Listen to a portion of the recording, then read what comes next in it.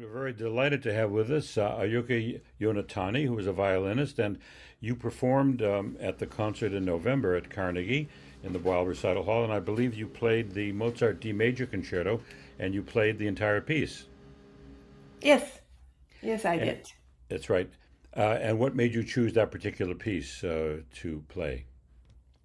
Um, I have played number three and number five couple times with the orchestra, and then number four is the only one I haven't performed. That's one reason. And also, when I was eight, I only performed first movement, and I struggled with that concerto. And but lately, I just see the special beauty in that number four concerto. People say, so like in a music theory or something, that Mozart improved so much in 1 year when he was 19, and then one, two, and then people usually say the number five is the masterpiece. And I think it might be true, but I think number four, especially in the second movement, it has just like really special beauty in the second movement. I just recently kind of start seeing that, and then so I thought, oh, okay, I would like to play number four, even though I haven't really touched number four for years. And so that's the motivation behind choosing number four over number three and five. It's very interesting to hear you say that you encountered the Mozart concertos when you were a very young person, and yet here you are a little bit older and you're still discovering the magic and the mystery of this music. It says something about Mozart, doesn't it? Yes, and it's actually getting harder because number four, number three, those concerto are pretty much required for lots of auditions, and then we actually take it granted, and so everybody kind of studies that number three and four. Five is not really required for auditions. I don't really see too much, but and it's actually not harder, but it's actually gets simpler in a way, and it's because of that it becomes more transparent, and then that's why it's more difficult for me. You can't hide when you play Mozart. It's as you say, it's very transparent. Now you were born in Japan and you began studying the violin at the age of 5, but you wound up, or you then moved on and you came to New York, and you studied at Juilliard with the legendary Dorothy DeLay. Yes, I was Uh, very fortunate. So actually, I'm been here in the United States much longer. I actually came to study at the Aspen Music Festival for 9 months only. That was my first intention, or my parents' intention. And then I ended up I liked the teacher very much, and I ended up staying here. I see. How did you find Dorothy DeLay? I was just watching a documentary with Itzhak Perlman, and he talked about studying with her, and he said he hated studying with her because she was, I guess, very tough. But then he said something very interesting. He said, I hated studying with her, and now that's how I teach. What was your experience with her like? um, well, I actually have interview about Mr. Ray soon, toward the end of this month, and Hmm. I was assistant to Mr. Ray as well, and then for about 10 years, while we were at the Aspen Music Festival, I was one of the very few students actually who lived with Mr. A for nine Oh, weeks. And so that's quite rare, I think. And it's very hard to put in one word. And at the beginning, I had almost no English. It's just like, well, every lesson is like, oh, thank you very much, Mr. A. And that was it for almost 1 year. I could understand what she was saying, but I couldn't really say anything. And so every lesson, it was a little bit because she talked. She actually gives something that the student can absorb that time, and then she doesn't give too much information more than that. So and even when I became assistant to her, she was saying, "You don't really tell student more than three," and then so every lesson I was used to some teachers kind of tells me what to do, like every phrase or something.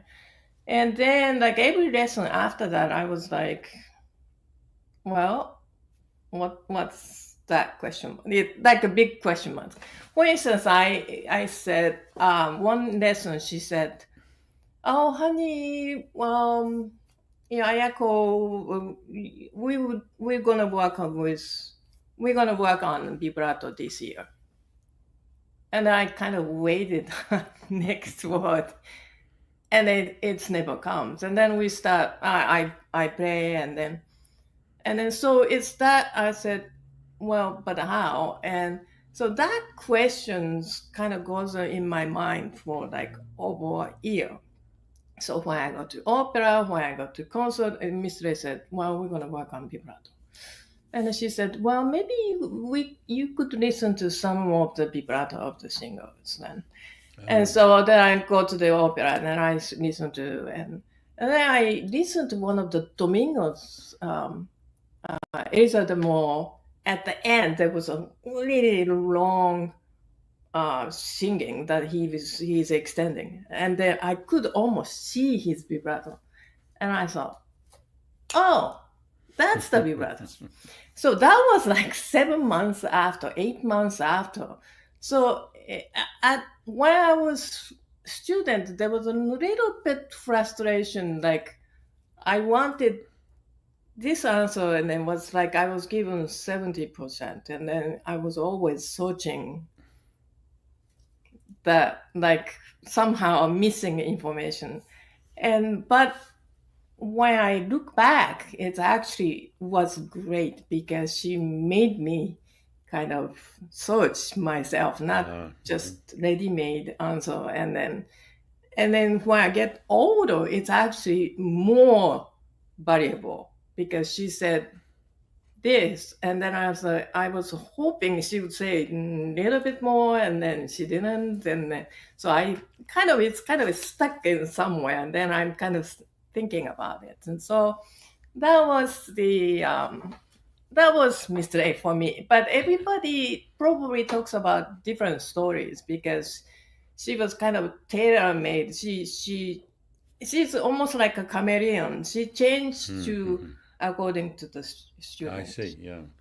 That's fascinating to hear you say that she encouraged you to search on your own for answers to some of these questions. And I notice in your bio that you have a particular affinity for the chakan, which you have performed, I'm sure, many, many, many times. And I would very much look forward to hearing your interpretation of that. Did you study that with DeLay by any chance? Did you play that with her? Yes, I Yes. did. I wonder if there's any way we can hear that somewhere on Spotify or someplace like that. I'd love to hear you perform it. Yeah.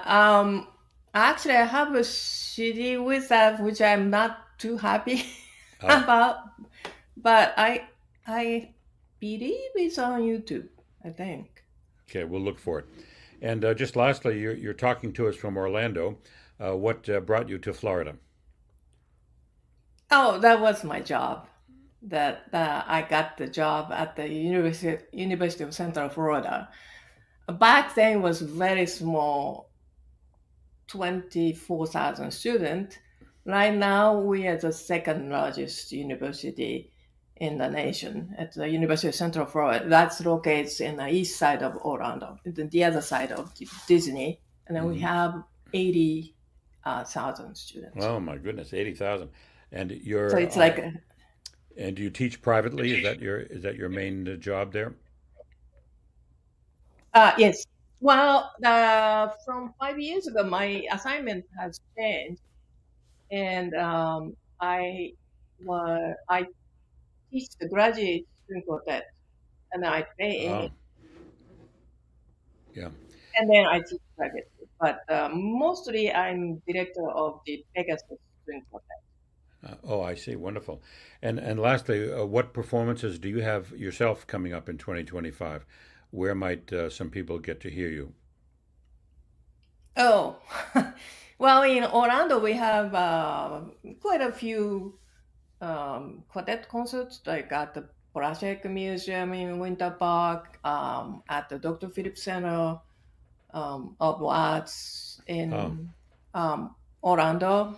And in July, I don't think people can hear, but I have solo concert with organ in Slovakia. And then and then I have few recitals locally, right. but not in New York. Well, I wish you the best of luck with those concerts. Anyone listening or watching who will be in Orlando, I hope they'll get a chance to hear you. And I am going to go try to find your performance of the Bach Chaconne. Thank you very much for your time this morning. Thank you very much, Thank Mr. you. Robinson. Bye bye. Thank you.